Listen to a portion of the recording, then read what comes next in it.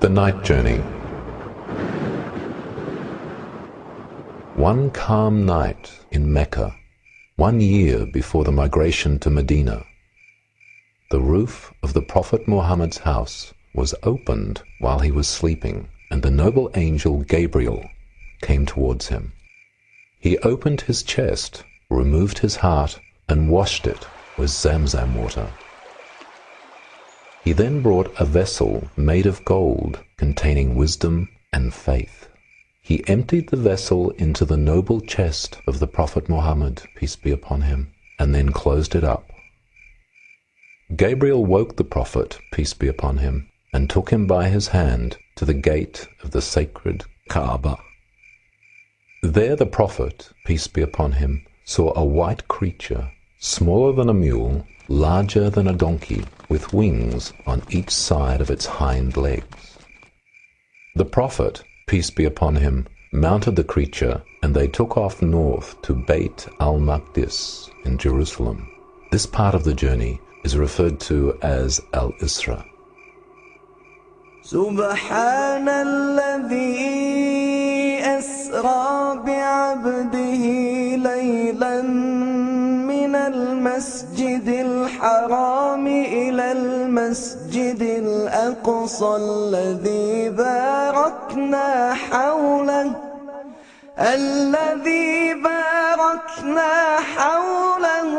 لنريه من آياتنا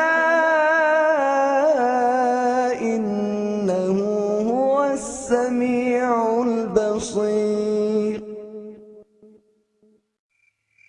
After dismounting the creature, the Prophet, peace be upon him, entered Al-Aqsa Mosque and prayed 2 units.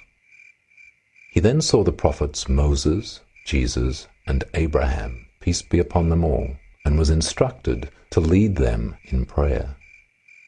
Next, Muhammad, peace be upon him, mounted the creature again and set off, shooting out of the solar system into the heavens. This ascension is known as Al-Miraj. Gabriel led the Prophet, peace be upon him, to the Lot tree. At this point of the Prophet's journey, Allah spoke to him directly and revealed to him the last verses of Al-Baqarah. It is during this miraculous journey that Allah made the daily prayers compulsory. Initially, 50 daily prayers for the Prophet, peace be upon him, and his followers.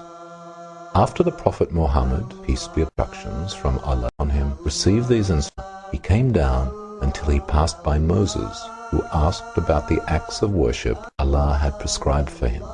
When the Prophet, peace be upon him, informed him about the 50 prayers, Moses said, "Your people will not be able to perform 50 prayers each day. I tried the people before you. I had to deal with the children of Israel, and it was very difficult for me.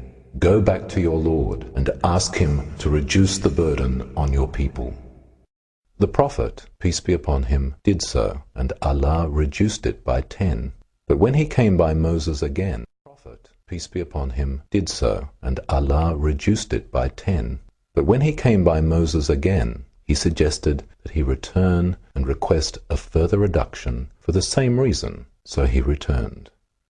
Muhammad, peace be upon him, continued to go back and forth between his Lord and Moses until Allah said, "There will be 5 prayers every day, each being rewarded as 10, thus making it equivalent to 50 daily prayers." The Prophet, peace be upon him, passed by Moses once more and informed him of the 5 daily prayers. Moses repeated that he should go back again. However, the Prophet, peace be upon him, said, "I have asked my Lord till I am too shy to face him. I accept this and submit to him." On this journey, he said, be upon him, was taken to paradise, where he saw dwellings made of pearls and their soils made of musk. He was also taken to hell, where Allah revealed to him scenes from the future. He saw people receiving terrible punishments for different sins. The Prophet, peace be upon him, then returned home to find his bed still warm. The Prophet,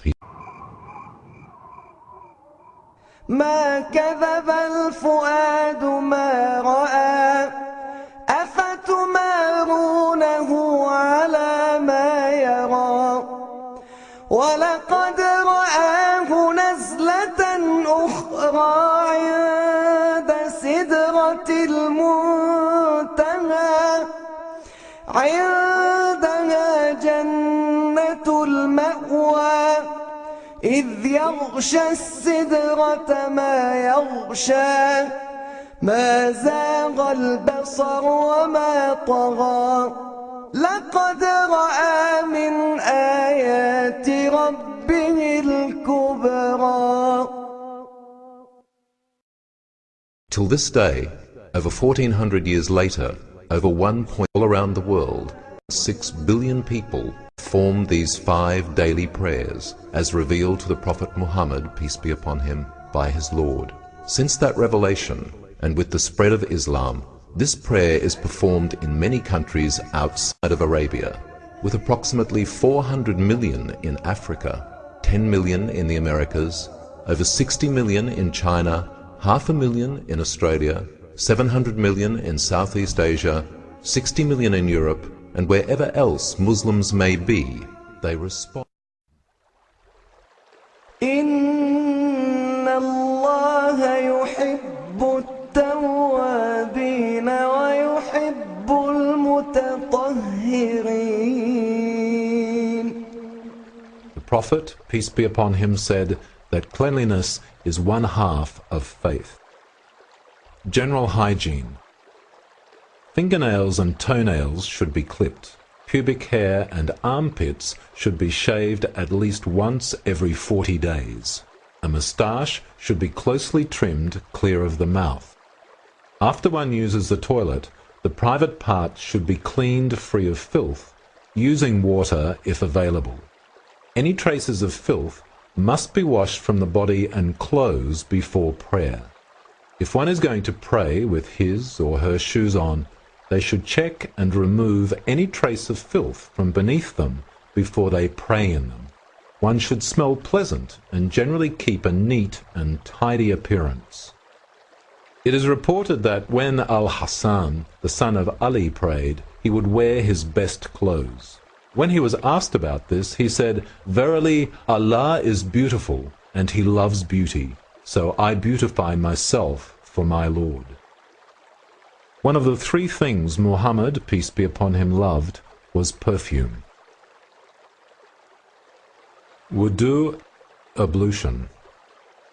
يا أيها الذين آمنوا إذا قمتم إلى الصلاة فاغسلوا وجوهكم